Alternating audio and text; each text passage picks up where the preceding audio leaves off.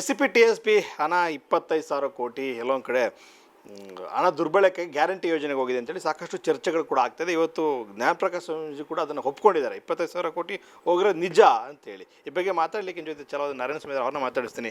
Sir, ಇವತ್ತು ಜ್ಞಾನಪ್ರಕಾಶ್ ಸ್ವಾಮೀಜಿ ಸಹಸ್ರಾರು ಸಂಖ್ಯೆ ಮಧ್ಯೆ ನಮ್ಮ ಹಣವನ್ನು ದುರುಪಯೋಗ ಮಾಡ್ಕೊಂಡಿರೋದು ಸತ್ಯ, 25,000 ಕೋಟಿ ಗ್ಯಾರಂಟಿಗೆ ಹೋಗಿದೆ ಅಂತೇಳಿ ಬಹಿರಂಗವಾಗಿ ಸ್ಟೇಟ್ಮೆಂಟ್ ಮಾಡ್ತಾರೆ.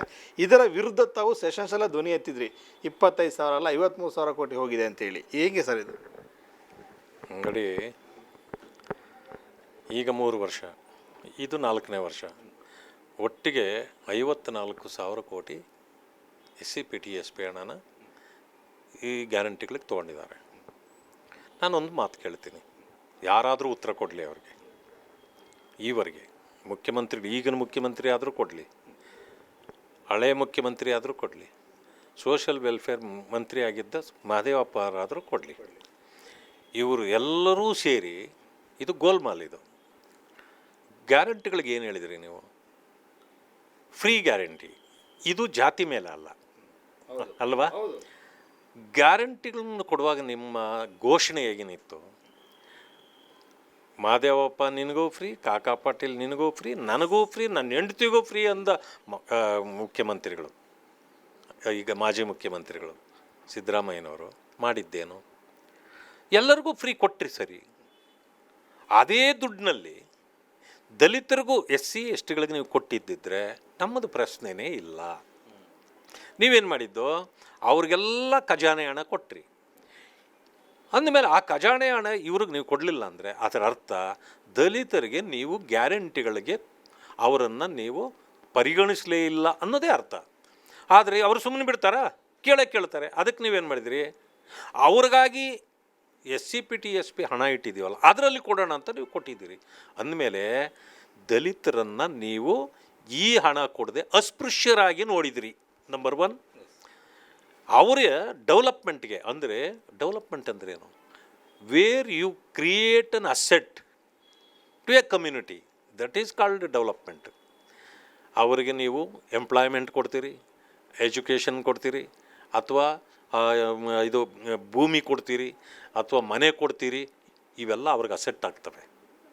ಇದ್ಯಾವುದನ್ನು ಕೊಟ್ಟಿಲ್ಲ ನೀವು ಅದನ್ನು ಕೊಟ್ಟಿದ್ದೇನಂತಂದರೆ, ಸಾಮಾನ್ಯವಾಗಿ ಒಂದು ಸಾರಿ ಹೊಟ್ಟೆಗೂಟ ಹಾಕಿದ್ರೆ 2ನೇ ಸಾರಿ ಬೇಡವಾ? ಮತ್ತೆ ಬೇಕಾಗತ್ತೆ. ಆ ರೀತಿ ನೀವು ತಾತ್ಕಾಲಿಕ ಪರಿಹಾರಕ್ಕೆ ಈ ಹಣ ಬಳಸಿದ್ದೀರಿ. ಇದು ದಲಿತರಿಗೆ ಅಸೆಟ್ ಕ್ರಿಯೇಟ್ ಮಾಡೋದ್ರ ಬದಲು ಅವರ ಇನ್ನು ವೋಟ್ ಬ್ಯಾಂಕ್ಗಾಗಿ ಇದು ಮಾಡಿದ್ದು. ಇದನ್ನು ಕೇಳಿದಾಗ ಅವ್ರು ಹೇಳೋದೇ ಬೇರೆ. ದಲಿತರಿಗೆ ಕೊಡಬೇಕು, ಅದಕ್ಕೆ ಕೊಟ್ಟಿದ್ದೀವಿ. ಅರೆ, ಅದನ್ನು ದಲಿತರಿಗೆ ಕೊಡಬೇಕಾಗಿದ್ದು ನಾವೇನು ತಗೊಂಡಾಗ ಯಾರನ್ನ ಪಾಕಿಸ್ತಾನದವ್ರಿಗೋ ಇಲ್ಲ ಬಾಂಗ್ಲಾದೇಶದವ್ರಿಗೆ ಕೊಟ್ಟಿದ್ದೀವಿ ಅಂತ ಹೇಳಿದ್ರೆ ಇಲ್ಲ, ನೀವು ಅವ್ರಿಗೇ ಕೊಡಬೇಕಾಗಿದ್ದದ್ದು. ಆದರೆ ಗ್ಯಾರಂಟಿಗಳಿಗಲ್ಲ. ಇದನ್ನು ಒಪ್ಪಲೇ ಇಲ್ಲ ಅವರು. ಈಗ ಒಪ್ತಾವ್ರೆ. ಒಂದು ಯಾವುದೋ ಕೆಲವು ಸಂಘಟನೆಗಳು ಬಿಟ್ಟರೆ ಯಾವ ಸಂಘಟನೆಗಳವರು ಇದರ ವಿರುದ್ಧ ಹೋರಾಟ ಮಾಡಲಿಲ್ಲ. ಇವತ್ತು ಸ್ವಾಮೀಜಿಗಳಿರೋದ್ರಿಂದ ಹಿಡಿದು ಯಾರ್ಯಾರು ಬೀದಿಯಲ್ಲಿ ನಿಂತು ಹೋರಾಟ ಮಾಡ್ತಾವ್ರೋ ಅವ್ರು ಯಾರೂ ಇದರ ಬಗ್ಗೆ ಕೇಳಲೇ ಇಲ್ಲ. ಯಾಕೆ ಅಂತಂದರೆ ಒಂಥರ ದೇರ್ ಹ್ಯಾಂಡ್ ಇನ್ ಗ್ಲೋ ಅಂತಾರಲ್ಲ, ಅಂದರೆ ಇವರು ಕೂಡ ಈ ಆಡಳಿತ ವ್ಯವಸ್ಥೆಯಲ್ಲಿ ಇವರು ಕೂಡ ಪಾಲುದಾರರಾಗೋಗಿದ್ದರು. ಸಂಘಟನೆಗಳು ಎಲ್ಲರೂ ಕೂಡ ನಾನು ಎಷ್ಟು ಸಾರಿ ಹೇಳಿದ್ದೀನಿ, ಇವತ್ತು ಅನೇಕ ಸಂಘಟನೆಗಳು, ಎಲ್ಲರನ್ನೂ ಹೇಳಲ್ಲ ನಾನು, ಪ್ಯಾಕೇಜ್ ಸಂಘಟನೆಗಳಾಗಿವೆ. ಜನ ಇಲ್ಲ ಅವ್ರ ಜೊತೆಯಲ್ಲಿ. ಹೌದು, ಅನೇಕ ಸಂಘಟನೆಗಳು ಪ್ಯಾಕೇಜ್ ಸಂಘಟನೆಗಳು. ಇವತ್ತಿಗೂ ಹೇಳ್ತೇನೆ ನಾನು, ಅವರೆಲ್ಲರಿಗೂ ಮಹದೇವಪ್ಪನ ಹತ್ರ ಹೋಗು, ನಿಂತ್ಕೋ, ವ್ಯವಸ್ಥೆ ನೋಡ್ಕೊ, ಅದಾದ ಮೇಲೆ ಸಪೋರ್ಟ್ ಮಾಡು. ಈಗ ಒಳ್ಳೆ ಕೆಲಸ ಮಾಡಿದ್ದಿದ್ರೆ ಮಹದೇವಪ್ಪನವ್ರ ಪರ ಯಾರೂ ಹೋರಾಟ ಮಾಡಬೇಕಾಗಿರಲಿಲ್ಲ. ಮಂತ್ರಿ ಆಗಿಬಿಡ್ತಿದ್ರು ಅವರೇನೆ. ಆದರೆ ಯಾಕಾಗಿಲ್ಲ? ಯಾಕೆ ಅವ್ರನ್ನ ಕೈ ಬಿಟ್ಟರು? ಇವತ್ತಿಗೂ ಹೇಳ್ತೀನಿ, ಅವರನ್ನು ಮಂತ್ರಿ ಮಾಡೋದಿದ್ದರೆ ನಾನು ಕೂಡ ವಿರೋಧ ಮಾಡ್ತೀನಿ. ಯಾಕೆ ಮಾಡ್ತೀನಿ ಅಂದರೆ, ಒಳ ಮೀಸಲಾತಿಯ ಇಷ್ಟು ಗೊಂದಲ ಆಗಿರೋದು ಅವರಿಂದ. ಈ ಹಣ SCP-TSP ಹಣ ಬರೋದು ಸೋಷಲ್ ವೆಲ್ಫೇರಿಂದ. ಅಲ್ಲಿ ಇವರೇ ಮಂತ್ರಿಯಾಗಿ ಇವರು ಇದುವರೆಗೂ ಅದನ್ನು ಡಿಪೆಂಡ್ ಮಾಡ್ತಾ ಬಂದರೆ ಹೊರತು ತೊಗೊಂಡಿದ್ದನ್ನು ಇದು ತಪ್ಪು, ಇದು ಕೊಡಬಾರ್ದಾಗಿತ್ತು, ನನ್ನ ಜನರಿಗೆ ಅನ್ಯಾಯ ಆಗ್ತಾ ಇದೆ, ಎಷ್ಟೋ ಜನರಿಗೆ ಸ್ಕಾಲರ್ಶಿಪ್ಗಳು ಬರ್ತಾ ಇಲ್ಲ, ಕಾಲೇಜುಗಳಲ್ಲಿ PhD ಮಾಡೋರಿಗೆ ಸಹಾಯಧನ ಕೊಟ್ಟಿಲ್ಲ, ಎಲ್ಲ ಫೆಲೋಶಿಪ್ಗಳು ಕೊಡ್ತಾ ಇಲ್ಲ, ಆಮೇಲೆ ಅವ್ರ ಊಟ ತಿಂಡಿಗಳಿಗೆ ವ್ಯವಸ್ಥೆಗಳಿಗೆ ಸರಿ ಇಲ್ಲ, ಹಾಸ್ಟೆಲ್ಗಳ ಪರಿಸ್ಥಿತಿ ಕೆಟ್ಟಿದೆ. ಇವಕ್ಕೆಲ್ಲ ಅದನ್ನು ಬಳಕೆ ಮಾಡ್ಬೋದಾಗಿತ್ತು. ಇದ್ದೀನಿ ಯಾವುದನ್ನು ಮಾಡಲಿಲ್ಲ. ಏನು ಗೊತ್ತಾ, ಅಧಿಕಾರ ಸಿಕ್ಕಿದ ಮೇಲೆ ಮೋಜು ಮಸ್ತಿ ಇಷ್ಟೇ ಮಾಡಿದ್ದವರು. ಇದು ನಂದು ನೇರ ಆರೋಪ.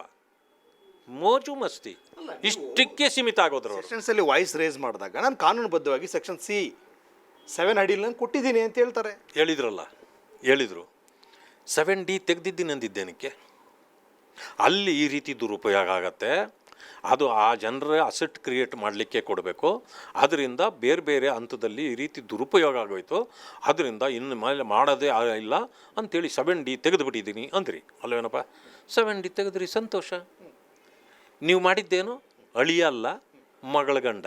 ಹಿಂಗೆ ತಿನ್ನಿಲ್ಲ, ಹಿಂಗಿಂದ ತಿಂದ್ವಿ ಅನ್ನೋ ಥರ ಆ D ತೆಗೆದುಬಿಟ್ಟಿದ್ದೀವಿ, ಅದರಲ್ಲಿ ತಿನ್ನಿಲ್ಲ. ಆದರೆ C ಒಳಗಡೆ ಮಾಡಿದ್ದೇನೋ ಅದೇ ತಾನೇ. ಇದು ಇವರ ಏನೋ ದಲಿತ ವಿರೋಧಿ ನೀತಿ. ದಲಿತ ಇರ್ಬೋದು, ಮಹದೇವಪ್ಪ ದಲಿತ ಇರ್ಬೋದು, ಆದರೆ ದಲಿತ ಪರ ಕಾಳಜಿ ಇಲ್ಲ, ಅವರ ಸಮಸ್ಯೆಗಳು ಅರಿವಿಲ್ಲ. ಯಾಕೆ ಅಂತಂದರೆ ಇವರೆಲ್ಲ ಅಧಿಕಾರ ಸಿಕ್ಕಿದ ಮೇಲೆ ಯಾವುದು ಮಾಡಿ ನನಗೇನಾಗಬೇಕು, ನಂದಾದರೆ ಸಾಕು. ಅಲ್ಲಿ ಆಗಿರ್ತಕ್ಕಂಥ ಇವತ್ತಿನವರೆಗೂ ಕಾಂಟ್ರಾಕ್ಟ್ಗಳಿರ್ಬೋದು, ಬೇಕಾದಷ್ಟು ಇದೆಲ್ಲ ಇನ್ವೆಸ್ಟಿಗೇಷನ್ ಮಾಡಲಿಕ್ಕೆ ನಾನು ಈಗ ನಾರಾಯಣ ಸ್ವಾಮಿ 25,000 ಕೋಟಿ ಅಲ್ಲ 53,000 ಕೋಟಿ ಗ್ಯಾರಂಟಿಗೆ ಹೋಗಿದೆ ಅಂತ ಹೇಳಿದ್ರು ಕೂಡ ಯಾವ ಸಂಘಟನೆಗಳು ನಿಮ್ಮ ಪರ ನಿಲ್ಲಿಲ್ಲ. ಇವತ್ತು ಜ್ಞಾನಪ್ರಕಾಶ್ ಸ್ವಾಮೀಜಿ ಹೇಳ್ತಾರೆ 25,000 ಕೋಟಿನ ಗ್ಯಾರಂಟಿಗಳ ಯೋಜನೆಗಳು ಬಳಸ್ಕೊಂಡು ನಿಜ ಸತ್ಯ ಅಂತ ಒಪ್ಕೋತಾ ಇದ್ದಾರೆ. ಅರ್ಧ ಒಪ್ಕೊಂಡಿದ್ದಾರೆ, ಇನ್ನು ಅರ್ಧ ಒಪ್ಕೊಳ್ಳಿಲ್ಲ ಅವರು. ಯಾಕೆ ಅಂತಂದರೆ ಈಗ ಅವ್ರ ಬಗ್ಗೆನೂ ಜನರಿಗೆ ಅನುಮಾನ ಬಂದುಬಿಟ್ಟಿದೆ. ಸ್ವಾಮೀಜಿ ಬಗ್ಗೆ ನನಗೆ ಅವ್ರ ಬಗ್ಗೆ ಭಾಳ ಗೌರವ ಇದೆ. ಮೊದಲಿಂದ ನಾನು ಅವರನ್ನು ಯಾವತ್ತೂ ಸಂಪರ್ಕದಲ್ಲಿದ್ದೇನೆ. ನಾನು ಭಾಳ ಇವತ್ತುವರೆಗೂ ಗೌರವಿಸ್ತೇನೆ. ಆದರೆ ಕಳೆದ ಬಾರಿ ಅವರು ಸಭೆ ಕರೆದರು, ನಮಗೆ ಮೀಸಲಾತಿಯಲ್ಲಿ ಅನ್ಯಾಯ ಆಗಿದೆ ಅಂತ. ಆವತ್ತು ನಾವೆಲ್ಲ ಹೋಗಿ ಅವರ ಜೊತೆಯಲ್ಲಿ ಸೇರಿ ಅವ್ರಿಗೆ ಬೆಂಬಲ ಸೂಚಿಸುವಂಥ ಕೆಲಸ ಮಾಡಿದ್ವಿ. ಇಡೀ ರಾಜ್ಯದ ಜನ ನನ್ನನ್ನು ಕೇಳಿದಾಗ ಇಲ್ಲ ಒಳ್ಳೆಯ ಉದ್ದೇಶಕ್ಕೆ ಕರೆದಿದ್ದಾರೆ, ಹೋಗ್ರಿ ಅಂತ ಹೇಳಿದ್ವಿ. ಈಗ ಜನ ಅವರ ಬಗ್ಗೆನೇ ಅಪಸ್ವರ ಎತ್ತಲಿಕ್ಕೆ ಪ್ರಾರಂಭ ಮಾಡಿಬಿಟ್ರು. ಇವತ್ತು ಏನಾಗ್ಬಿಟ್ಟಿದೆ, ಈಗ ಒಬ್ಬ ಯಾರಿಗೋ ಇದು ಮಂತ್ರಿಗಿರಿ ಕೊಡಿಸ್ಲಿಲ್ಲ ಅನ್ನೋ ಕಾರಣಕ್ಕೆ ಅವ್ರು ಇಂಥವುಗಳನ್ನ ಯಾಕೆ ಮಹದೇವಪ್ಪನವರಿಗೆ ಮಂತ್ರಿ ಕೊಡಿಸ್ಬೇಕು ಅಂತ ಯಾಕೆ ಬಂದಿದ್ದೀರಿ ನೀವು? ನರೇಂದ್ರ ಸ್ವಾಮಿಗೆ ಯಾರು ಕೊಡಿಸ್ಬೇಕು? ಪ್ರಸಾದ್ ಅಬ್ಬಯ್ಯನಿಗೆ ಯಾರು ಕೊಡಿಸ್ಬೇಕು? ನಾರಾಯಣ ಸ್ವಾಮಿಗೆ ಯಾರು ಕೊಡಿಸ್ಬೇಕು? ಶಿವಣ್ಣನವ್ರಿಗೆ ಯಾರು ಕೊಡಿಸ್ಬೇಕು? ಬಹಳಷ್ಟು ಜನ ಇದ್ದಾರೆ. ಕೃಷ್ಣಮೂರ್ತಿ ಯಾರು ಕೊಡಿಸ್ಬೇಕು ಇವ್ರಿಗೆಲ್ಲ? ಅವರು 3 ಸಾರಿ 4 ಸಾರಿ ಗೆದ್ದಿದ್ದಾರೆ ಅಲ್ವಾ? ಆಯಿತು, ಒಂದು ಮಾತು ಹೋಗಲಿ. ಇವತ್ತು ನೀವು ಬಂದಿದ್ದೀರಿ, ನಾನು ಒಪ್ತೇನೆ. ಶ್ರೀನಿವಾಸ್ ಪ್ರಸಾದ್ ದಲಿತರ ಹುಲಿ ಅಲ್ವಾ? ರಾತ್ರೋರಾತ್ರಿ ಕ್ಯಾಬಿನೆಟಿಂದ ಹೊರದಬ್ಬಿ ಹೊರಗಾಕಿದ್ರಲ್ಲ, ಯಾವತ್ತು ಯಾಕೆ ಮಾತಾಡಿಲ್ಲ ಯಾರೂ? ಸಂಘಟನೆಗಳು ಎಲ್ಲೋಗಿದ್ವು ಅವತ್ತು? ಸ್ವಾಮೀಜಿಗಳೆಲ್ಲ ಎಲ್ಲೋಗಿದ್ರು ಅವತ್ತು? ಅಂದರೆ ಅವ್ರ ಹತ್ರ ಏನು ಗಿಟ್ಟೋದಿಲ್ಲ ಅಂತಲಾ? ನೋಡಿ, ಇದು ಸರಿಯಾದ ಕ್ರಮ ಅಲ್ಲ. ಈ ಸಮುದಾಯಕ್ಕೆ ನ್ಯಾಯ ಕೊಡಬೇಕು, ಪರಿಶಿಷ್ಟ ಜಾತಿ ವರ್ಗಗಳಿಗೆ ನ್ಯಾಯ ಕೊಡಬೇಕು ಅಂತೇಳಿ ಇವರು ಹೋರಾಟ ಮಾಡಬೇಕೇ ಹೊರತು ಒಬ್ಬ ವ್ಯಕ್ತಿಗೆ ನೀವು ಮಂತ್ರಿ ಬಿಟ್ಟಿರೋದು ಸರಿಯಿಲ್ಲ ಅನ್ನೋದಾದರೆ ಆ ಮಂತ್ರಿ ಮಾಡಿದ್ದು ಸರಿ ಇತ್ತ ಇದುವರೆಗೂ? ನಿಮಗೆ ದಲಿತರಿಗೆ ಅನ್ಯಾಯ ಮಾಡಿದ್ದು, ದೋಖ ಮಾಡಿದ್ದು, ರೋಸ್ಟರು ಪಾಯಿಂಟ್ ಬಿಂದುಗಳು ಪ್ರಥಮ ಬಾರಿಗೆ ನಾನು ಸದನದಲ್ಲಿ ಎತ್ತಿ ತೋರಿಸಿದೆ ಅಲ್ಲ ಇಡೀ ರಾಜ್ಯಕ್ಕೆ. ಅಲ್ಲಾದ ಯಾವುದೇ ವಿಚಾರವನ್ನು ನೀವು ಯಾರಾದರೂ ವಿರೋಧಿಸಿದ್ರ? ಆ ಇದರಲ್ಲಿ ಮೈಸೂರಿನಲ್ಲಿ ನಮ್ಮ ಯುವ ಮಿತ್ರರು ಯೂನಿವರ್ಸಿಟಿಯಲ್ಲಿ ಆ ರಮೇಶ್ ಅವರು, ಆ ವಿಶ್ವ ಅವರು, ಅನೇಕ ಮಿತ್ರರು ಸೇರಿ ಅದು ಗೊತ್ತಾದ ಮೇಲೆ ನಾನು ಕಳಿಸ್ಕೊಟ್ಟೆ ಒಂದು ವಿಡಿಯೋಗಳೆಲ್ಲನೂ ನಾನು ಮಾತಾಡಿದ್ದು. ಅದನ್ನು ತೊಗೊಂಡು ನೋಡಿ, ಹೌದು ನೋಡಿ ಇದನ್ನೆಲ್ಲ ಮಾತಾಡಿದ್ದಾರೆ, ನೋಡಿ ಇವ್ರಿಗೆ ನಮಗೆ ಅನ್ಯಾಯ ಆಗ್ತಾಯಿದೆ ಅಂಥೇಳಿ ಮೀಸಲಾತಿಯಲ್ಲಿ ಆದ ತೊಂದರೆಗಳಿಗೆ ಎಲ್ಲಕ್ಕೂ ಅವರು ಕುಪಿತುಕೊಂಡು ಹೋರಾಟ ಮಾಡುವಾಗ ರಸ್ತೆಗಿಳಿದಾಗ ಕೆಲವು ಮಿತ್ರರೆಲ್ಲ ಸೇರಿ ನಮ್ಮ ಮುಖಂಡರುಗಳಿಂದ ನಮಗೆ ಅನ್ಯಾಯ ಆಗೋಯ್ತು ಅಂತೇಳಿ ಪ್ರಿಯಾಂಕಾ ಖರ್ಗೆ, ಮಹದೇವಪ್ಪ, ಇವರು ಸಿದ್ದರಾಮಯ್ಯ ಮತ್ತು ಇವರು ಪರಮೇಶ್ವರು ಫೋಟೋಗಳ ಮೇಲೆ ಚಪ್ಪಲಿ ಎಲ್ಲ ಎಟ್ಟು ಹೊಡೆದು ಬಿಟ್ರು. ನನಗದು ಭಾಳ ನೋವಾಯಿತು. ಅದು ಮಾಡಬಾರ್ದಾಗಿತ್ತು, ಅದು ಬೇರೆ. ಆದರೆ ಅವರ ಆಕ್ರೋಶ ಹೆಚ್ಚಾದಾಗ ಇದನ್ನು ಮಾಡಿದ್ರಿಂದ ಆವತ್ತು ಎಚ್ಚರಗೊಂಡು ದುಡ್ಡು ಕಾಸು ಕೊಟ್ಟು ಜನ ಸೇರಿಸಿ ಅದನ್ನು ಮುಚ್ಚಾಕೋ ಕೆಲಸ ಮಾಡಿದರು. ಇವತ್ತು ಜನ ಕರೆಸಿ ದುಡ್ಡು ಖರ್ಚು ಮಾಡಿ ನನಗೆ ಮಂತ್ರಿ ಕೊಡಿ ಅನ್ನೋ ಕೇಳೋ ಒಂದು ಇದಿದೆಯಾ ಅಂತ ಬರ್ತಿರಲಿಲ್ಲ. ನೀವು ಜನಪರವಾದ ಕೆಲಸ ಮಾಡಿದ್ದಿದ್ರೆ ಯಾವುದೋ ರೀತಿಯಲ್ಲಿ ನಿಮಗೆ ಅಧಿಕಾರ ಹುಡ್ಕೊಂಡು ಬರ್ತಿತ್ತು.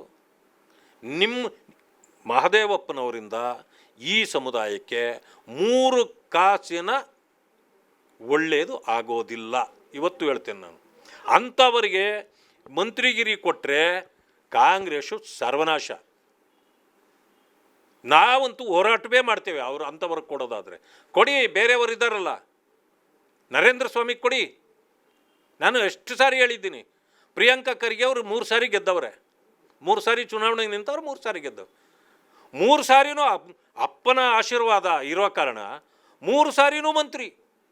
ಆದರೆ ಇವರು 3 ಸಾರಿ ಗೆದ್ದವ್ರೆ. ಇವರೆಲ್ಲ ಯಾಕೆ ಅವ್ರಿಗೆಲ್ಲ ಮಂತ್ರಿಗಿರಿ ಇಲ್ಲ? ಇದು ಕಾಂಗ್ರೆಸ್ ಮಾಡ್ತಾ ಇರತಕ್ಕಂಥ ಅನ್ಯಾಯ. ಇದು ತುಂಬ ದಿವಸ ನಡೆಯೋದಿಲ್ಲ. ಈ 2 ವರ್ಷ 1.5 ವರ್ಷ ಇದೆ ಇನ್ನು ಚುನಾವಣೆ. ಇದು ಹೋದ್ಮೇಲೆ ಇವ್ರು ಯಾರು ವಾಪಸ್ ಬರಲ್ಲ ಬಿಡಿ. ಅಲ್ಲ, ಮಾದೇವಪ್ಪನ ಪವರ್ಫುಲ್ ಮಿನಿಸ್ಟರ್ ಸಿದ್ದರಾಮಯ್ಯ ಕ್ಯಾಬಿನೆಟ್ನಲ್ಲಿ ಅಂತಿದ್ದವರು ಇವತ್ತು ಭಿಕ್ಷೆ ಬೇಡುವಂಥ ಪರಿಸ್ಥಿತಿ ಮಂತ್ರಿಗಿರಿಗೆ. ನೋಡಿ, ಚೇಲಾಗಿರಿ ಮಾಡಿ ಅಧಿಕಾರ ತಗೊಳ್ಳೋರೆಲ್ಲ ಪವರ್ಫುಲ್ ಅಂತ ಅನ್ಸ್ಕೊಳ್ಳೋದಿಲ್ಲ. ಅವರು ಕೇವಲ ಸಿದ್ದರಾಮಯ್ಯನವರ ನೆರಳಲ್ಲಿ ಎಲ್ಲವನ್ನು ಗಿಟ್ಟಿಸ್ಕೊಂಡೇ ಹೊರತು ಅವ್ರದ್ದು ಅಂತ ತಾಕತ್ತಿಂದ ತಗೊಂಡಿರೋದು ಏನಿಲ್ಲ. ಮೆರಿಟ್ ಯಾವುದೂ ಇಲ್ಲ ಅವ್ರ ಹತ್ರ, ಎಲ್ಲ ಡಿಮೆರಿಟೇ. ಆದರೆ ಏನು, ಅವರ ಸ್ನೇಹ ಸರಿ ಇತ್ತು, ಅವ್ರ ಅಧಿಕಾರಕ್ಕೆ ಬಂದರು, ಅವ್ರ ನೆರಳಿನಲ್ಲಿ ಬಂದರು ಅಷ್ಟೇ. ಸಿದ್ದರಾಮಯ್ಯನವರ ಬಲಗೆ ಬಂಟನಾಗಿದ್ದೆ ಮಾದೇವಪ್ಪ ತಪ್ಪು ಅಂತ ಹೇಳ್ತಾರೆ. ತಪ್ಪು ಅಂತಲ್ಲ, ಯಾರೋ ಯಾರಿಂದನೋ ಒಬ್ಬರಿಂದ ಇರಬೇಕು. ಆದರೆ ಸ್ವಂತಿಕೆ ಎಲ್ಲಿದೆ? ನಿಮ್ಮ ಸ್ವಂತಿಕೆಯಿಂದ ಏನೂ ಸಿಕ್ಕಿಲ್ಲ ಅವ್ರಿಗೆ. ಈಗೇನಾಯಿತು ನಿಮ್ಮ ಪರಿಸ್ಥಿತಿ ನೋಡಿ. ಅವ್ರ ಮಗನಿಗೆ ಅನುಕಂಪದ ಆಯ್ಕೆ ಆಗೋಯ್ತು. ಅವ್ರನ್ನ ತೆಗಿತಾ ಇದ್ದೀವಿ ಅನ್ನೋ ಕಾರಣಕ್ಕೆ ಅವ್ರನ್ನ ತಂದುಬಿಟ್ರು. ನಿಮ್ಮ ಗತಿ ಏನಾಯಿತು? ಅಲ್ಲಿ ಕರ್ಗೆ ಮಗನ ಕೊಡಿಸ್ಕೊಂಡು ಅಲ್ಲ ನೋಡ್ರಿ, ನಿಮ್ಗೆ ಹೇಳ್ತೀನಿ, ನಿಮ್ಗೆ ಆಶ್ಚರ್ಯಕಾದ ವಿಷಯ ಹೇಳ್ತೀನಿ. ದಲಿತ ಮುಖ್ಯಮಂತ್ರಿನೇ ಆಗಬೇಕಾಗಿದ್ದದ್ದು. ನಾನು ಮೊದಲೇ 1-2 ತಿಂಗಳ ಮುಂಚೆ ಹೇಳಿದ್ದೆ, ಖರ್ಗೆ ಸಾಹೇಬರು ಹಿರಿಯ ನಾಯಕರು, ಅವರೇ ಬಂದು ಮುಖ್ಯಮಂತ್ರಿ ಆಗಲಿ ಅಂತ ಹೇಳಿದೆ ನಾನು. ಅವರಾಗಿಲ್ಲ. ಯಾಕೆ? ಅವರು ಇದನ್ನು ಒಪ್ಪಿಲ್ಲ, ಅವರು ಹೈಕಮಾಂಡ್ ಒಪ್ಪಿಲ್ಲ. ಹೋಗಲಿ. ಖರ್ಗೆ ಸಾಹೇಬರು ಇರೋವರಿಗೆ ರಾಜಕಾರಣದಲ್ಲಿ ದಲಿತರು ಮತ್ತೊಬ್ಬರು ಮುಖ್ಯಮಂತ್ರಿ ಆಗೋ ಪ್ರಶ್ನೆನೇ ಇಲ್ಲ. ಮಾಡೋಕ್ಕೆ ಅವ್ರು ಬಿಡೋದೇ ಇಲ್ಲ, ಅವ್ರು ಆಗೋದು ಇಲ್ಲ, ಇನ್ನೊಬ್ಬರನ್ನ ಆಗೋಕ್ಕೆ ಬಿಡೋದು ಇಲ್ಲ. ಇಲ್ಲಂತಂದರೆ ಅವ್ರು ಒಪ್ಪಿದ್ದಿದ್ರೆ ಪರಮೇಶ್ವರ್ ಯಾವತ್ತೋ ಮುಖ್ಯಮಂತ್ರಿ ಆಗ್ಬಿಟ್ಟಿರ್ತಿದ್ದೋ. ಈಗಲೂ ಅವ್ರು ಒಪ್ಪಿರಲಿಲ್ಲ. ಅವ್ರನ್ನ ಸ್ಪೀಕರ್ ಮಾಡಲಿಕ್ಕೆ ಎಲ್ಲ ತೀರ್ಮಾನ ಮಾಡಿದರು. ಸ್ಪೀಕರ್ ಆಗ್ಬೇಕಂತಂದಾಗ ಎಲ್ಲ ಕಡೆಯಿಂದ ನಾನೂ ಸೇರಿದಂತೆ ಅನೇಕ ಸಂಘಟನೆಗಳ ಇವರು ಹೋರಾಟಕ್ಕೆ ಇಳಿದ್ರು. ನೋಡಿ, ದಲಿತರಿಗೆ ಅನ್ಯಾಯ ಆಗ್ತಾ ಇದೆ ಅಂತ. ಆವಾಗ ನಿಗದಿ ಆಗಿದ್ದೇನು ಗೊತ್ತಾ? 4 ಉಪಮುಖ್ಯಮಂತ್ರಿಗಳು ಮಾಡಬೇಕು. ಅದರಲ್ಲಿ ಅವರ ಮಗ ಒಬ್ಬರು, ಇದರಿಂದ ಲಿಂಗ ಹೆಸರುಗಳೇ ಬೇಡ, ಲಿಂಗಾಯತರಿಂದ ಒಬ್ಬರು, ಇದು ಒಕ್ಕಲಿಗರು ಆವಾಗಲೂ ಇಲ್ಲ, ಇವರು ಸಿದ್ದರಾಮಯ್ಯನವ್ರ ಮಗ ಒಂದು ಅಲ್ಪಸಂಖ್ಯಾತರು. ಇದೇ ತೀರ್ಮಾನ ಇದ್ದಿದ್ದು. ಅಯ್ಯೋ 4 ಮಾಡಿದ್ರೆ ಸರೋಗೋದಿಲ್ಲ ಅಂಥೇಳಿ ಕೊನೆಗೆ ಆಯಿತು ಒಂದೇ ಮಾಡಬೇಕು ಅಂತ. ಒಂದು ಯಾರು? ಪ್ರಿಯಾಂಕಾ ಖರ್ಗೆ ಅವರೇ ಒಂದನ್ನು ಮಾಡಬೇಕು ಅಂತ ತೀರ್ಮಾನ ಆಗಿದ್ದು.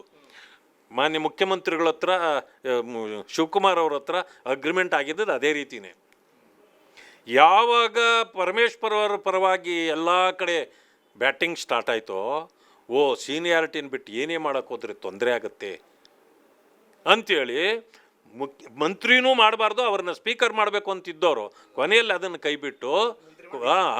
ಆದರೆ ಆ ವಿಚಾರದಲ್ಲಿ ನಾನು ಕೇಳ್ಪಟ್ಟಿರೋದು, ಸಿದ್ದರಾಮಯ್ಯನವರು ನೋಡಿ, ದಲಿತರಿಗೆ ಇದನ್ನು ಮಾಡಲಿಲ್ಲ ಅಂದರೆ ತೊಂದರೆ ಆಗುತ್ತೆ, ಸೊ ಅದನ್ನು ಮಾಡಲೇಬೇಕು ಅಂಥೇಳಿ ಒತ್ತಾಯ ಮಾಡಿದರು ಅನ್ನೋದನ್ನು ನಾನು ಕೇಳ್ಪಟ್ಟಿದ್ದೀನಿ. ಆ ಕಾರಣದಿಂದ ಇವರನ್ನು ಉಪಮುಖ್ಯಮಂತ್ರಿ ಮಾಡಿದರೆ ಹೊರತು, ಇಲ್ಲ ಅಂದಿದ್ರೆ ಸ್ವಲ್ಪ ನಾವು ಎಚ್ಚರ ತಪ್ಪಿದ್ದಿದ್ರೆ ಉಪಮುಖ್ಯಮಂತ್ರಿ ಆಗ್ತಿದ್ದು ಪ್ರಿಯಾಂಕಾ ಖರ್ಗೆ ಅವರೇ. ಅವ್ರಿಗೂ ಎಷ್ಟು ಅಜಗಜಾಂತರ ರೀ. ಈಗಲೂ ಪರಮೇಶ್ವರನ್ನ ಪ್ರಿಯಾಂಕಾ ಖರ್ಗೆ ಏನಂತಾರೆ? ಅಂಕಲ್ ಅಂತಾರೆ. ಈಗಲೂ ಹಾಗೆ ಅನ್ನೋದು, ಅಂಕಲ್ ಅಂತಾರೆ. ಅಂದರೆ ಗೌರವ ಕೊಡ್ತಾರೆ. ಅವರು ಹಿರಿಯರು ಮೊದಲಿಂದ ಜೊತೆಗಿದ್ದವರು ಅನ್ನೋ ಕಾರಣಕ್ಕೆ ಒಬ್ಬ ಅಂಕಲ್ ಅನ್ನೋರನ್ನೇ ನೀವು ತುಳಿದು ನೀವು ಆಗಬೇಕು ಅಂತ ನೋಡಿದರೆ ಅದು ಎಷ್ಟು ಸರಿ? ಅಲ್ಲ, ಇದೇ ಪ್ರಿಯಾಂಕಾ ಖರ್ಗೆ ಕೂಡ ಬಂದಿದ್ದು ಶ್ರೀನಿವಾಸ್ ಪ್ರಸಾದ್ ನಂತರ ಅಂತ. ನೋಡಿ ಶ್ರೀನಿವಾಸ್ ಪ್ರಸಾದ್ ಅಂತ ಹೆಬ್ಬುಲಿಯನ್ನು ಒಂದೇ ರಾತ್ರಿಗೆ ಮುಗಿಸಿ ಆ ಸ್ಥಾನವನ್ನು ಗಿಟ್ಟಿಸಿಕೊಂಡವರು ಅವರು. ಅವರ ಸೇವೆ ಅಂಥದ್ದು, ಇವರ ಸೇವೆ ಅಂಥದ್ದು. ಇವ್ರಿಗಿರ್ತಕ್ಕಂಥ ಏನೋ ಇದು ಏನಪ್ಪ ಅಂತಂದರೆ, ಮಲ್ಲಿಕಾರ್ಜುನ್ ಖರ್ಗೆ ಅವರ ಮಗ ಅನ್ನೋ ಒಂದು ಬಿಟ್ಟರೆ ಬೇರೇನು ಯೋಗ್ಯತೆಯೂ ಇಲ್ಲ ಅಲ್ಲಿ.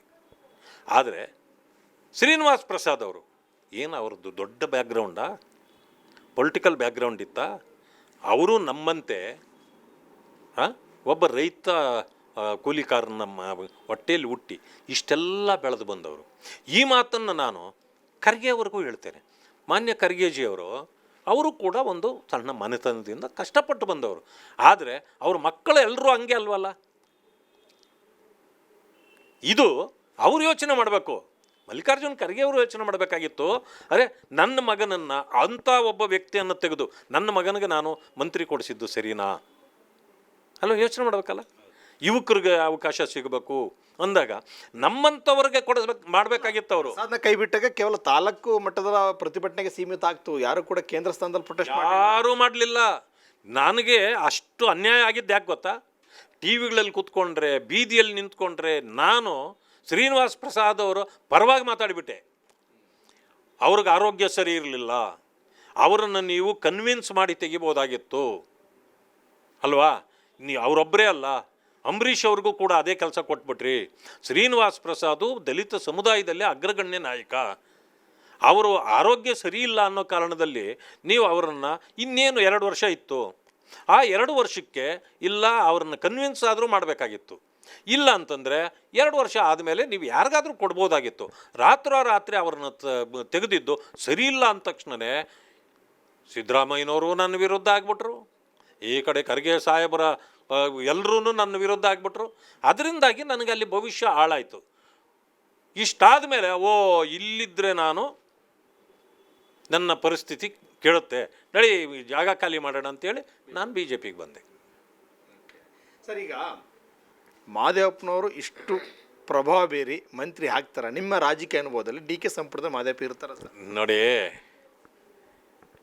ಅವರು ಮಂತ್ರಿ ಆಗ್ತಾರೆ ಅಂತ ನನಗೆ 1% ಕೂಡ ಅನಿಸೋದಿಲ್ಲ.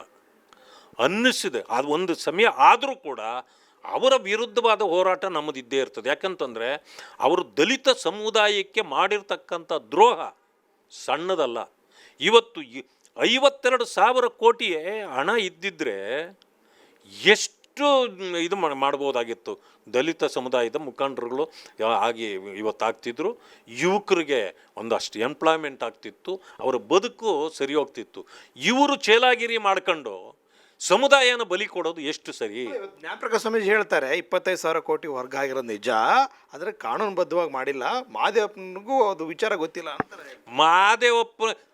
ಮಾದೇವಪ್ಪನ ಗೊತ್ತಿಲ್ಲ ಅಂತಂದರೆ ಸದನದ ರೆಕಾರ್ಡ್ಗಳು ಕೊಡ್ತೀನಿ, ಯಾಕೆ ಹೆಂಗೆ ಮಾಡಿದ್ದೀವಿ ನಾವು ಅಂತ ರೆಕಾರ್ಡಲ್ಲಿದೆ. ನಾನು ವಿರೋಧ ಪಕ್ಷದ ನಾಯಕನ ಆದ ದಿನದಿಂದ ಇವತ್ತಿನವರೆಗೂ ಇನ್ನೂ ಹೋರಾಟ ಮಾಡ್ತಾ ಇದ್ದೀನಿ ಅದರ ವಿರುದ್ಧವಾಗಿ. ಎಲ್ರಿಗೂ ಗೊತ್ತಿಲ್ವಾ ಇದು? ಸಿದ್ದರಾಮಯ್ಯ ತೆಗೆದಿದ್ದು ದುಡ್ಡು ಅಂತ, ಯಾರು ಇಲಾಖೆ ಸಿದ್ದರಾಮಯ್ಯ ತೆಗೆದುಕೊಂಡ್ರು ದುಡ್ಡು ಅಂತ, ಮಾದೇವಪ್ಪನವ್ರ ಗಮನಕ್ಕೆ ಇಲ್ಲ ಇದು ಅಂತ. ಇವರೇನು ಕತ್ತೆ ಕಾಯ್ತಿದ್ರ ರೀ? ಆ ರೀತಿ ತೆಗೆಯೋದಾದರೆ ನನ್ನ ಜನರಿಗೆ ಅನ್ಯಾಯ ಆಗ್ತಾ ಇದೆ, ತಗೊಳ್ರಿ ನನ್ನ ರಾಜೀನಾಮೆ ಅಂತ ಬಿಸಾಕ್ ಬರಬೇಕಾಗಿತ್ತು. ನಾನೇ ಹೇಳಿದ್ದೀನಿ, ಮಾನ್ಯ ಮಹದೇವಪ್ಪನವರೇ, ನೋಡಿ ನಾವು ನೀವು ಅಣ್ಣ ತಮ್ಮಂದರು, ನೋಡಿ ಈ ವಿಚಾರದಲ್ಲಿ ಹೆಚ್ಚು ಮಾತಾಡೋದು ಬೇಡ. ಇದು ನಮ್ಮ ಜನರಿಗೆ ನೀವು ಮಾಡ್ತಾ ಇರ್ತಕ್ಕಂಥ ಅನ್ಯಾಯ. ಬಾಬಾ ಸಾಹೇಬ್ ಅಂಬೇಡ್ಕರ್ ಅವರ ಹೆಸರನ್ನು ನೀವು ಪದೇ ಪದೇ ಹೇಳ್ತೀರಿ ಅಲ್ವಾ? ಸಂವಿಧಾನದ ಬಗ್ಗೆ ಪದೇ ಪದೇ ಹೇಳ್ತೀರಿ, ಬಾಯಿ ಮಾತಿನಲ್ಲಿ ಹೇಳಿ ಇದನ್ನು ನೀವು ಚಪಲ ತೀರಿಸ್ಕೊಬೇಡಿ. ನಾನು ನಿಮಗೆ ಹೇಳ್ತೇನೆ, ನಿಮಗೇನಾದರೂ ಸ್ವಲ್ಪ ಆದರೂ ಸ್ವಾಭಿಮಾನ ಅನ್ನೋದಿದ್ದರೆ ಈ ತುಂಡು ಅಧಿಕಾರಕ್ಕೆ ಗಂಟು ಬೀಳದೆ ನನ್ನ ಜನಾಂಗಕ್ಕೆ ಆಗ್ತಾ ಇರ್ತಕ್ಕಂಥ ಇದು ಅನ್ಯಾಯ, ಇಂಥ ಅಧಿಕಾರ ನನಗೆ ಬೇಕಾಗಿಲ್ಲ ಅಂಥೇಳಿ ಇವತ್ತೇ ನೀವು ರಾಜೀನಾಮೆ ಬಿಚ್ಚಾಕಿ ಹೊರಗಡೆ ಬನ್ನಿ ಅಂತ ನಾನು ಹೇಳಿದ್ದೀನಿ. ರೆಕಾರ್ಡಲ್ಲಿದೆ ಇದು. ನೀವು ಇವತ್ತು ರೆಕಾರ್ಡ್ ತೆಗೆದ್ರೆ ಸದನದಲ್ಲಿ ರೆಕಾರ್ಡಲ್ಲಿದೆ, ಇದಕ್ಕೆ ಯಾರು ಉತ್ತರ ಕೊಟ್ಟಿಲ್ಲ. ಅಲ್ಲ, ಅವರೆಲ್ಲ ಅಧಿಕಾರದಲ್ಲಿದ್ದಾಗ ಚಲೋದೆ ನಾರಾಯಣ ಸ್ವಾಮಿ ಆರೋಪಕ್ಕೆ ಕಿಂಚಿತ್ತು ಮರ್ಯಾದೆ ಇರಲಿಲ್ಲ, ಗೌರವನೂ ಇರಲಿಲ್ಲ. ಇವತ್ತು ಅಧಿಕಾರ ಇಳಿದ ಮೇಲೆ ಸತ್ಯ ಆಚೆ ಬರ್ತಾ ಇದೆಯಲ್ಲ, 25,000 ಕೋಟಿ ಹೌದು ಗ್ಯಾರಂಟಿಗೆ ಹೋಗಿದೆ ಅಂತ ಬರ್ತಾ ಇದೆಯಲ್ಲ. ಅಲ್ಲ, ಅವರು ಒಪ್ಕೊಳ್ತಾರೆ, ಪ್ರೈವೇಟಾಗಿ ಮಹದೇವಪ್ಪನವರು ಒಪ್ಕೊಳ್ತಾರೆ, ಹೌದು ತೆಗೆದಿರೋದು ನಿಜ ಅಂತ. ಆದರೆ ಸರ್ಕಾರದ ಪರಿಸ್ಥಿತಿ ಹಂಗಿತ್ತು, ಹಣದುಬ್ಬರ ಇತ್ತು, ಅದನ್ನು ನಿಭಾಯಿಸೋದು ಗ್ಯಾರಂಟಿಗಳು ಕಷ್ಟ ಇತ್ತು, ಅದರಿಂದ ಇತ್ತು ಬಿಟ್ಟಿದ್ದಾರೆ ಅಂತ ಬೇರೆಯವ್ರ ಕಡೆ ಹೇಳ್ಕೊಂಡು ಹೋಗಿದ್ದಾರೆ ಅವರು. ಆದರೆ ನೇರವಾಗಿ ಹೇಳೋಷ್ಟು ಗಟ್ಸ್ ಇಲ್ಲ ಅವ್ರಿಗೆ. ಆ ತಾಕತ್ತು ಬೇಕು ಮನುಷ್ಯನಿಗೆ. ಅಧಿಕಾರ ಇದ್ದರೆ ಇರ್ತದೆ, ಹೋದ್ರೆ ಹೋಗ್ತದೆ. ಬಾಬಾ ಸಾಹೇಬ್ ಅಂಬೇಡ್ಕರ್ ಅವರು ಈ ರೀತಿ ಚೇಲಾಗಿರಿ ಚಮಚಾಗಿರಿ ಮಾಡಿದ್ದಿದ್ರೆ ಅವ್ರು ಏನೆಲ್ಲ ಆಗ್ಬಿಡ್ಬೋದಾಗಿತ್ತು. ಆದರೆ ಅಂಥ ಒಬ್ಬ ಮೇರು ವ್ಯಕ್ತಿ ನಮಗಾಗಿ ಎಲ್ಲವನ್ನೂ ತ್ಯಾಗ ಮಾಡಿ ಹೋದ್ರಲ್ಲ, ಇದು ಅದರ ನಿಜವಾಗ್ಲೂ ಹೇಳ್ತೇನೆ, ಅದರ ಪಾಪ ಇವ್ರಿಗೆಲ್ಲ ಮುಚ್ಕೊಳ್ತದೆ. ಈ ಜನಾಂಗಕ್ಕೆ ಅನ್ಯಾಯ ಆದರೆ ಆ ಶಾಪ ಪಾಪ ಎಲ್ಲ ಇವರಿಗೆ ಮುಚ್ಕೊಳ್ಳೋದು. ಈ ಕಾಯ್ದೆ ನಾನೇ ತಂದಿದ್ದು ಕಣೆಯ, SCP TSP ತಂದಿದ್ದೆ ನಾನು ಅಂತೇಳಿ ಸಿದ್ದರಾಮಯ್ಯವ್ರು ವಾದ ಮಾಡ್ತಾರಂತೆ. ತಂದಿದ್ದು ಅವರೇ, ನಾನಿಲ್ಲ ಅನ್ನಲ್ಲ. ತಿಂದಿದ್ದು ಅವರೇ ಅಲ್ಲ. ತಂದರೆ ಮಾತ್ರ ಆಗಲ್ರಿ, ತಂದುಬಿಟ್ಟು ತಿಂದಿದ್ದಾಕೆ. ಮೊದಲೇನಿತ್ತು, ಯಾರು ದುಡ್ಡು ಕೊಡ್ತಿರ್ಲಿಲ್ವಾ? SCP STP ಅನ್ನೋದು ಒಂದು ಹೆಸರು ಅಷ್ಟೇ. ಒಂದು ನೀವು ಬಿಲ್ ತಂದ್ರಿ, ಅದನ್ನು ಆಕ್ಟ್ ಮಾಡಿದ್ದೀರಿ ಅಷ್ಟೇ. ಆದರೆ ನಡೆದಿದ್ದೆಲ್ಲನೂ ಕೂಡ ಒಂದು ಕಡೆ ಘೋಷಣೆ, ಇನ್ನೊಂದು ಕಡೆ ಶೋಷಣೆ. ಇದನ್ನು ಯಾರಾದರೂ ಒಪ್ತಾರ? ತಂದಿದ್ದು ನಾನೇ 100 ಸಾರಿ ಹೇಳಿದ್ದಾರೆ. ನಾನು ಅಲ್ಲಿ ಹೌದು ತಂದಿದ್ದು ನೀವೇ ತಿಂದಿದ್ದು ನೀವೇ ಅಂತ ಸದನದಲ್ಲಿ ಹೇಳಿದ್ದೀನಿ. ನಾನು ಯಾರನ್ನೂ ಬಿಟ್ಟಿಲ್ಲ.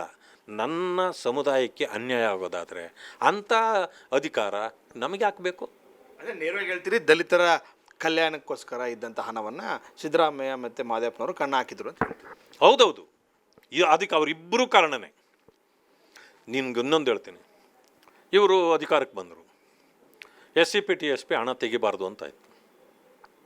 ಇಲ್ಲ, ಇದರಲ್ಲಿ ಕೂತ್ಕೊಂಡ್ರು, ಇವರೇ ಸ್ಟೇಟ್ಮೆಂಟ್ ಕೊಟ್ಟರು, SCP TSP ಹಣ ಯಾವುದೇ ಕಾರಣಕ್ಕೆ ನಾವು ಬೇರೆ ಇದಕ್ಕೆ ತೆಗೆಯೋದಿಲ್ಲ, ನಾವು ಅದನ್ನು ಅವರ ಶ್ರೇಯೋಭಿವೃದ್ಧಿಗೆ ಉಪಯೋಗ ಮಾಡ್ತೀವಿ ಅಂತ ಮಹದೇವಪ್ಪನವರು ಫಸ್ಟ್ ಸ್ಟೇಟ್ಮೆಂಟ್ ಬಂತು. ಪ್ರಿಯಾಂಕ್ ಅವರು ಅದೇ ಹೇಳಿದರು. ಒಂದು ದಿವಸ ನೋಡ್ತೀನಿ, ಒಂದು 10 ದಿವಸ ಆದಮೇಲೆ ಇದರಲ್ಲಿ ಕುಳಿತಿದ್ದಾರೆ ಮುಖ್ಯಮಂತ್ರಿಗಳ ಜೊತೆಯಲ್ಲಿ, ಆ ಕಡೆ ಒಬ್ಬರು ಈ ಕಡೆ ಒಬ್ಬರು ಕೂತಿದ್ದಾರೆ. ಮುಖ್ಯಮಂತ್ರಿಗಳು ಅನೌನ್ಸೇ ಮಾಡಿಬಿಟ್ರು, SCP TSP ಹಣದಿಂದ ನಾವು ಇದಕ್ಕೆ ಬಳಕೆ ಮಾಡ್ತಾ ಇದ್ದೀವಿ ಹೇಳೇ ಬಿಟ್ರು. ಹೇಳಿದ ನೆಕ್ಸ್ಟ್ ಡೇ ಆವತ್ತು ಇವರು ಸುಮ್ಮನೆ ಕೂತ್ಬಿಟ್ರು, ಮಾತಾಡೋಕ್ಕಾಗಿಲ್ಲ. ನೆಕ್ಸ್ಟ್ ಡೇ ಪ್ರೆಸ್ನವ್ರು ಕೇಳಿದರೆ, ಇಲ್ಲ ಅದು ಅಗತ್ಯ ಬಂದರೆ ನಾವು ಬಳಕೆ ಮಾಡಬೇಕಾಗತ್ತೆ. ಅಲ್ಲಿಂದ ಶುರುವಾಗೋಯ್ತು ಇವ್ರದ್ದು, ಡಿಪೆಂಡ್ ಮಾಡ್ಕೊಳ್ಳೋಕೆ ಶುರುವಾಗೋದು. ಯಾಕೆ? ಮುಖ್ಯಮಂತ್ರಿಗಳೇ ಘೋಷಣೆ ಮಾಡಿಬಿಟ್ರು. ಅದಕ್ಕೆ ಮುಂಚೆ ಇವರೇ ಹೇಳಿದರು ಆ ರೀತಿ ಬಳಕೆ ಮಾಡೋಕ್ಕೆ ಬರೋದಿಲ್ಲ ಅಂತ. ಅಂದರೆ ನಿಮ್ಮ ಅನುಕೂಲಕ್ಕಾಗಿ ಮಾಡುವಾಗ ಯಾವ ಆ್ಯಕ್ಟು ಅಡ್ಡ ಬರೋದಿಲ್ಲ. ಇದೆಲ್ಲ ನೋಡಿ, ನಮ್ಗೆ ಹೇಳ್ತೀನಿ, ಇವತ್ತು ಹೇಳ್ತೀನಿ, SC ಮಹದೇವಪ್ಪನಂಥವರು ಬೇರೆ ಸವರ್ಣೀಯರಿಗಿಂತ SC ಮಹದೇವಪ್ಪನಂಥವರು ದಲಿತರಿಗೆ ಮಾಡೋದಷ್ಟು ಅನ್ಯಾಯ ಬೇರೆ ಯಾರೂ ಮಾಡಿಲ್ಲ. ಸರ್, ಇವತ್ತು ಜ್ಞಾನಪ್ರಕಾಶ್ ಒಂದು ಕರೆ ಕೊಟ್ಟಿದ್ದಾರೆ ಸರ್, ಮುಂದಿನ ದಿನಗಳಲ್ಲಿ ಕಾಂಗ್ರೆಸ್ಸಲ್ಲಿ ಈ ಅವಧಿಯೆಲ್ಲ ದಲಿತ ಮುಖ್ಯಮಂತ್ರಿ ಮಾಡ್ತೀವಿ ಅಂತೇಳಿ. ಅಲ್ಲ, ಅವ್ರ ಕರೆಗೆ ನೋಡಿ, ಇವ್ರ ಕರೆಗೆ ಮುಖ್ಯಮಂತ್ರಿ ಆಗೋದಿದ್ದಿದ್ರೆ ದಲಿತ ಮುಖ್ಯಮಂತ್ರಿ ಯಾವಾಗಲೂ ಆಗಬೇಕಾಗಿತ್ತು. ಈ ಥರ ಇದೆಲ್ಲ ನಡೆಯೋದಿಲ್ಲ. ಜನ ತೀರ್ಮಾನ ತಗೊಳ್ಬೇಕು, ನಾಯಕರಲ್ಲಿ ಆ ತಾಕತ್ತಿರಬೇಕು. ಇವ್ರು ಇಷ್ಟು ಮಾತಾಡ್ತಾರಲ್ಲ ನೋಡಿ, ಅವ್ರ ಘೋಷಣೆಗೆ ನಾನು ಧನ್ಯವಾದಗಳು ಹೇಳ್ತೇನೆ, ಅವ್ರಿಗೆ ಧನ್ಯವಾದಗಳು. ಆದರೆ ನಿಮ್ಮ ಘೋಷಣೆ ಎಷ್ಟು ಮಾತ್ರ ನಡೀತದೆ? ನೀವು ರಾಜಕಾರಣಿ ಅಲ್ಲ, ನೀವೆಲ್ಲೋ ಹೊರಗಡೆ ನಿಂತ್ಕೊಂಡು 4 ಜನರ ಜೊತೆಯಲ್ಲಿ ಮಾತಾಡೋರು. ನಿಮಗೆ ಪುಷ್ಟಿ ಕೊಡ್ತಕ್ಕಂಥ ನಾಯಕತ್ವ ಆ ಕಾಂಗ್ರೆಸ್ಸಲ್ಲಿ ಎಲ್ಲಿದೆ ಹೇಳಿ ನೋಡೋಣ. ನಾನು ಮುಖ್ಯಮಂತ್ರಿ ಆಗ್ತೀನಿ, ಆಗಬೇಕು ನಾವು. ಖರ್ಗೆ ಅವ್ರು ಮಾತಾಡಿದ್ರ? ಇಲ್ಲ. ನನಗೆ ಮುಖ್ಯಮಂತ್ರಿ ಆಗಲೇಬೇಕು ಅಂತ KH ಮುನಿಯಪ್ಪ ಕೇಳಿದ್ರ? ಡಾಕ್ಟರ್ ಪರಮೇಶ್ವರ್ ಕೇಳಿದ್ರ? ಸೀನಿಯರ್ಗಳವರೇ ತಾನೆ, ಎಲ್ಲಾದರೂ ಮಾತಾಡಿದ್ರ? ಒಂದು ಕಡೆ ಮಾತಾಡಿಲ್ಲ. ಮೊನ್ನೆ ನೋಡಿ, ದುರ್ದೈವ, ದೇವರಾಜ್ ಅರಸು ಬರ್ತ್ಡೇ ನಡೀತಾ ಇತ್ತು. ನಾನು ವಿಧಾನಸೌಧದ ಒಳಗಡೆ ಹೋಗ್ತಾ ಇದ್ದೆ. ಅಲ್ಲಿ ಬೋರ್ಡಲ್ಲಿ ನೋಡಿದೆ, ಶಿವಕುಮಾರ್ ಅವ್ರದ್ದು ಮಾತ್ರ ಫೋಟೋ ಇತ್ತು. ಎಲ್ರಿ DCMದು ಫೋಟೋ ಇಲ್ಲ ನೋಡಿದೆ, ಎಲ್ಲಿಯೂ ಕಾಣಲಿಲ್ಲ. ಸೀದಾ ನನ್ನ ಆಫೀಸ್ಗೆ ಹೋದೆ, ಕೂತ್ಕೊಂಡೆ. ಆ ಫೋಟೋ ಹಿಡ್ಕೊಬಾ ಅಂದೆ. ಆ ಫೋಟೋ ಹಿಡ್ಕೊಂಡು ಬಂದರು. ಬಂದಿದ್ದು ಇದು ನ್ಯೂಸ್ ಪೇಪರ್ಗಳೆಲ್ಲ ಅಡ್ವರ್ಟೈಸ್ಮೆಂಟ್ ಇತ್ತು, ಅಲ್ಲಿ ನೋಡಿದ್ರೂ ಇರಲಿಲ್ಲ. ಇದನ್ನು ತೆಗೆದುಬಿಟ್ಟು ಒಂದು ಟ್ವೀಟ್ ಮಾಡಿದೆ, ನೋಡ್ರಿ ಇವರ ಕಾಲದಲ್ಲಿ ಅಲ್ಲ, ಸಿದ್ದರಾಮಯ್ಯನವ್ರ ಕಾಲದಲ್ಲಿ ಇವರು ಉಪಮುಖ್ಯಮಂತ್ರಿ, ಎರಡೂ ಕಡೆ ಫೋಟೋ ಇರ್ತಿತ್ತು ನೋಡಿ. ನಮ್ಮ ದಲಿತರು ಅನ್ನೋ ಕಾರಣಕ್ಕೆ ಇವ್ರದ್ದು ಫೋಟೋನೇ ಹಾಕಿಲ್ಲ, ಇದು ದಲಿತರ ಪರಿಸ್ಥಿತಿ ಅಂಥೇಳಿ ಹಾಕಿದೆ. ಅದು ಟ್ವೀಟ್ ಮಾಡಿದ ತಕ್ಷಣ ಎಲ್ಲ ಟಿ ವಿಗಳು ಎತ್ಬಿಡ್ತದೆ. ಅದನ್ನು ತೊಗೊಂಡು ಟಿ ವಿಗಳಲ್ಲೆಲ್ಲ ಹಾಕಿದ ಮೇಲೆ ಮಾನ್ಯ ಡಾಕ್ಟರ್ ಪರಮೇಶ್ವರ್ಜಿಗೆ ಯಾರೋ ಕೇಳಿದ್ದಾರೆ ಪತ್ರಿಕೆಯವರು, ಏನು ಸರ್ ನಿಮ್ಮ ಫೋಟೋ ಇಲ್ಲ, ಎಲ್ಲ ಟಿ ವಿಗಳಲ್ಲಿ ಹಾಕ್ತಾ ಇದ್ದಾರೆ, ನಾರಾಯಣ ಸ್ವಾಮಿ ಅವರು ಟ್ವೀಟ್ ಬೇರೆ ಮಾಡಿಬಿಟ್ಟಿದ್ದಾರೆ. ಹೋಗಲಿ ಬಿಡ್ರಿ, ಫೋಟೋ ಇಲ್ದಿದ್ರೆ ಏನಾಯಿತು, ನಮ್ಮದು ಕೆಲಸ ಮುಖ್ಯ ನಮಗೆ. ಅಂದರೆ ಇಷ್ಟೊಂದು ವೀಕ್ ಇದ್ದೀರಿ ನೀವು ದಲಿತ ಲೀಡರ್ಗಳು. ನಾನು ಅದಕ್ಕೆ ಭಾಳ ಸಾರಿ ನಾನು ನೊಂದು ಪ್ರಚೋದನೆ ಥರ ಹೇಳಿದ್ದೀನಿ, ದಲಿತರಿಗೆ ತಾಕತ್ತಿಲ್ಲ, ಈ ಶುಗರ್ಲೆಸ್ಸು ಬೋನ್ಲೆಸ್ ಥರ ಆಡ್ತೀರಿ, ತಾಕತ್ತಿಂದ ಹೋರಾಟ ಮಾಡಿದ್ರೇ ನಮ್ಮ ಹಕ್ಕು ನಮಗೆ ಸಿಗೋದು ಅಂತ. ಇವರು ಫೋಟೋ ಇಲ್ದಿದ್ರೆ ಪರವಾಗಿಲ್ಲ. ಈಗ 10 ಲಕ್ಷ ಜನ ಸೇರಿಸಿ ಬೆಂಗಳೂರು ಕೇಂದ್ರ ಸ್ಥಾನದಲ್ಲೇ ನಾನು ದೊಡ್ಡ ಮಟ್ಟದಲ್ಲಿ ಹೋರಾಟ ಮಾಡಿ ಈ ಅವಧಿಯಲ್ಲೇ ದಲಿತ ಮುಖ್ಯಮಂತ್ರಿ ಮಾಡ್ತೀವಿ. ಇವತ್ತು ಕೇವಲ ಮಾದೇಪನ ಮಂತ್ರಿ ಕೊಡುವಂಥದ್ದಲ್ಲ, ಮುಖ್ಯಮಂತ್ರಿ ಮಾಡುವಂಥದ್ದು ನಮ್ಮ ದಲಿತ ನಾಯಕರು ಅನ್ನುವಂಥದ್ದು ಸ್ಲೋಗನ್ ಸ್ವಾಮೀಜಿಗಳದ್ದು. ನೋಡಿ, ಅವ್ರ ಹೋರಾಟ ಅವ್ರು ಮಾಡಲಿ, ಅವ್ರ ಬಗ್ಗೆ ನನಗೆ ಸ್ವಲ್ಪ ಗೌರವ ಇದೆ. ಆ ಗೌರವ ಜನನೂ ಇಟ್ಟಿದ್ದರು. ನಾನು ಈಗ ನಿನ್ನೆ ಮೊನ್ನೆ ಎಲ್ಲ ಸೋಷಿಯಲ್ ಮೀಡಿಯಾದಲ್ಲಿ ನೋಡಿದೆ, ಅವ್ರ ಬಗ್ಗೆ ಇಷ್ಟು ಬಂದಂತೆ ಮನಬಂದಂತೆ ಟ್ರೋಲ್ ಮಾಡ್ತಾವ್ರೆ. ಆ ಗೌರವ ಸ್ವಾಮೀಜಿಗಳು ಕಳ್ಕೊಬಾರ್ದು, ಅವ್ರು ಅದನ್ನು ಉಳಿಸ್ಕೊಳ್ಳಿ. ಈ ರಾಜಕೀಯ ಹೋರಾಟ ಬಿಟ್ಟು ಅವ್ರದ್ದು ಸ್ವಲ್ಪ ಧಾರ್ಮಿಕವಾಗಿ ನಮ್ಮ ಜನರನ್ನ ಒಳ್ಳೆ ರೀತಿಯಲ್ಲಿ ನಡೆಸ್ಕೊಳ್ಳೋ ರೀತಿಯಲ್ಲೇ ಅವ್ರು ಮಾಡಿದರೆ ಭಾಳ ಒಳ್ಳೆಯದಾಗತ್ತೆ. ಇದು ನಾನು ಅವರಿಗೆ ಕೊಡುವಂಥ ಸಲಹೆ. ಯಾಕೆಂತಂದರೆ ಅವ್ರ ಬಗ್ಗೆ ಗೌರವ ಇರೋದ್ರಿಂದ ನಾನು ಈ ರೀತಿ ಮಾತಾಡ್ತಾ ಇದ್ದೀನಿ. ಏನಂತಂದ್ರೆ ಅವ್ರನ್ನ ನೋಡಿ, ಕೆಲವರೆಲ್ಲ ನನಗೆ ಏನು ಸರ್ ಇವರು ಪೊಲಿಟಿಕಲ್ ಬ್ರೋಕರ್ ಆಗೋಗ್ಬಿಟ್ಟವ್ರೆ ಅಂತೆಲ್ಲ ಮಾತಾಡಿದ್ರು. ನಾನು ಎಲ್ರಿಗೂ ಬಾಯಿ ಮುಚ್ಚಿಸಿದೆ, ನೋಡಪ್ಪ ಸ್ವಾಮೀಜಿಗಳ ಬಗ್ಗೆ ಅಷ್ಟು ಕೇವಲವಾಗಿ ಮಾತಾಡಬೇಡ್ರಿ, ನಾವು ಅದು ಅವ್ರಿಗೆ ಸಲಹೆ ಕೊಡೋಣ, ಅವರು ಬೇರೆ ರೀತಿಯಲ್ಲಿ ನಮ್ಮ ಸಮುದಾಯ ಕಟ್ಟೋ ಕೆಲಸ ಮಾಡಲಿ ಅವರು ಅಂತ ನಾನು ಹೇಳಿದ್ದೀನಿ. ಯಾಕಂತಂದರೆ ಜನರ ಬಾಯಿಂದ ಬಾಯಿಗೆ ಏನೆಲ್ಲ ಹೋಗ್ಬಿಡುತ್ತೆ, ಅದರಿಂದಾಗಿ ಕೆಟ್ಟ ಒಂದು ಪರಂಪರೆ ಆಗಬಾರ್ದು. ಆ ಕಾರಣದಿಂದ ನಾನು ಸ್ವಾಮೀಜಿಯವರಲ್ಲಿ ನಾನು ಮನವಿ ಮಾಡ್ತೇನೆ, ನೀವು ಈ ರಾಜಕೀಯ ಈ ಹೋರಾಟ ಬಿಟ್ಟು ನೀವು ಸ್ವಲ್ಪ ಧಾರ್ಮಿಕವಾಗಿ ಸಾಂಸ್ಕೃತಿಕವಾದ ಹೋರಾಟವನ್ನು ನಮ್ಮ ಜನರ ಪರವಾಗಿ ನೀವು ಮಾಡಿ ಅವರನ್ನು ಎನ್ಲೈಟನ್ ಮಾಡೋ ಕೆಲಸ ಮಾಡಿರಿ ಅಂತೇಳಿ ಅವರಲ್ಲಿ ಮನವಿ ಮಾಡ್ತೀನಿ. ಫೈನಲಿ ಸರ್, DK ಶಿವಕುಮಾರ್ ಸರ್ಕಾರವನ್ನು ಜ್ಞಾನಪ್ರಕಾಶ್ ಸ್ವಾಮೀಜಿಯವರು ಬೀಳಿಸುವಂಥದ್ದು ಗಟ್ಟಿತನ ಇದೆಯಾ ಅಂತ ನೋಡಿ. ಇದು ಒಂದು ರೀತಿ ಮಾತುಗಳು ಹಾಸ್ಯಾಸ್ಪದ ಆಗಬಾರ್ದು, ಹೇಳಿದ ಮೇಲೆ ನಡೆದೋಗ್ಬೇಕು. ಆಗತ್ತಾ ನಮ್ಮಿಂದ? ನಮಗೂ ಆಗಲಿಲ್ಲ ಯುಗಕ್ಕೆ. ಅದು ಕಾಂಗ್ರೆಸ್ಸಿನ ಸರ್ಕಾರ, ಕಾಂಗ್ರೆಸ್ ಶಾಸಕರು ಮನಸ್ಸು ಮಾಡಿದ್ರೆ ಏನು ಬೇಕಾದ್ರೂ ಆಗ್ಬೋದು. ಹೊರಗಡೆ ನಾವು ನಿಂತ್ಕೊಂಡು ಫ್ರೀಡಮ್ ಪಾರ್ಕಲ್ಲಿ ಮೀಟಿಂಗ್ ಮಾಡಿ ನಾವು ಸೋಲ್ಸಕ್ಕೆ ಅವ್ರನ್ನೆಲ್ಲ ಸರ್ಕಾರ ತೆಗಿಯೋಕ್ಕಾಗತ್ತಾ?